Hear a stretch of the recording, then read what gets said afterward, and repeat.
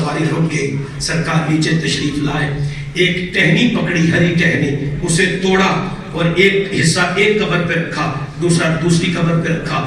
حضور کے صحابہ پوچھتے ہیں یا رسول اللہ یہ کیسا عمل ہے؟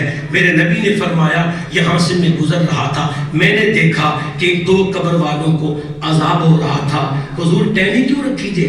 فرمایا جب تک یہ تر رہے گی، اللہ کا ذکر کرتی رہے گی، اللہ کی رحمت سے امید ہے اس ٹہنی کے ذکر کی برکت سے ان کے عذاب میں تخفیف ہوتی رہے گی۔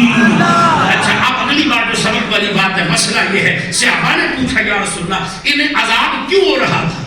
حضور فرماتے ہیں دو وجہ سے، ایک تو یہ کہ یہ پیشاب کے چھینٹوں سے نہیں بچتے تھے، پیشاب کے چھینٹوں سے نہیں بچتے تھے، یا تو پیشاب کرتے اس حیت میں تھے کہ خود ناپاک ہو جاتے تھے، یا یہ کہ ایسی جگہ پیشاب کرتے تھے کہ چھینٹے اڑ کر جسم پر پڑتے، یہ پیشاب کے چھینٹوں سے نہیں بچتے تھے، اس وجہ سے عذاب قبر ہو رہا ہے۔ اور دوسری چیز یہ چغلی کرتے تھے،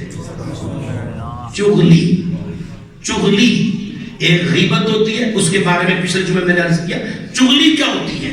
چغلی ہوتی ہے فساد پھیلانے کی نیت سے ایک کی بات دوسرے تک پہنچانا، دوسرے کی تیسرے تک پہنچانا، کان بھرنا، دوسروں کے خلاف کان بھرنا، اب اس کو چغلی کہتے ہیں۔ نبی کریم علیہ الصلوۃ والتسلیم کی حدیث ہے، حضور فرماتے ہیں چغل خور کبھی جنت میں داخل نہیں ہوگا، چغل خور کبھی جنت میں داخل۔ اور حضرت حسن بصری کہا کرتے تھے کہ جو تم سے کسی کی چغلی کرتا ہے نا، خوش نہ ہونا سن کے، وہ تمہاری چغلی بھی کسی کے ساتھ کرے گا۔ ہاں چغل خور کیا۔ اور حضرت حسن بصری کا جملہ ہے، ممبر ہے میں یہ جملہ کیسے کہوں لیکن جو بڑوں کا جملہ ہے کہہ دیتا ہوں، آپ فرماتے ہیں یہ چغلی کرنا کسی حلال زادے کا کام ہی نہیں ہے۔ حضرت حسن بصری فرماتے ہیں کہ حرامیہ بھی پہچان ہے، حرامی بندے کی نشانی ہے، جو حلال زادہ نہ ہو اس کی نشانی یہ ہے کہ وہ چغل خور ہوتا ہے۔ اس لیے بہت بڑا گناہ ہے، چغل خور پر جنت حرام ہے۔